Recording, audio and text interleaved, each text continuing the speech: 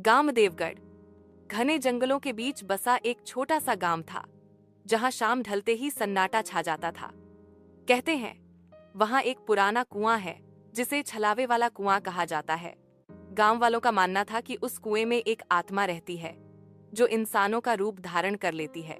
रमेश, एक युवा लड़का, शहर से गांव आया था अपनी दादी से मिलने। एक रात बिजली चली गई और दादी ने बताया कि बाहर मत निकलना, आज अमावस्या है। लेकिन रमेश ने बात को मजाक में लिया और मोबाइल का नेटवर्क ढूंढते हुए बाहर निकल गया। जैसे ही वह कुएं के पास पहुंचा, उसने देखा उसकी दादी वहां खड़ी हैं, हाथ में लालटेन लिए।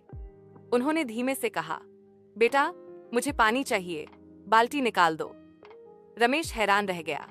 बोला, दादी तो घर में थी, लेकिन डर के मारे कुछ कहा नहीं। और जैसे ही कुएं में बाल्टी डाली, पीछे से कोई ठंडी सांस उसके कानों में आई। अब तू भी मेरा है। वो दादी अब बदल चुकी थी, आंखें लाल, चेहरा भयानक और पैर उल्टे। रमेश चीखता हुआ वहां से भागा, लेकिन पीछे से कोई तेजी से उसका पीछा कर रहा था। किसी तरह वह घर पहुंचा और बेहोश हो गया। सुबह जब होश आया तो दादी पास बैठी थी, असली वाली। रमेश ने सब बताया। दादी बोली, मैंने कहा था ना, छलावा शक्ल बदल लेता है और जिसे एक बार दिख जाए वो बार बार आएगा। उस दिन के बाद रमेश कभी अकेले बाहर नहीं गया, लेकिन अब भी कभी कभी उसे कुएं से अपनी ही आवाज आती सुनाई देती है, पानी चाहिए।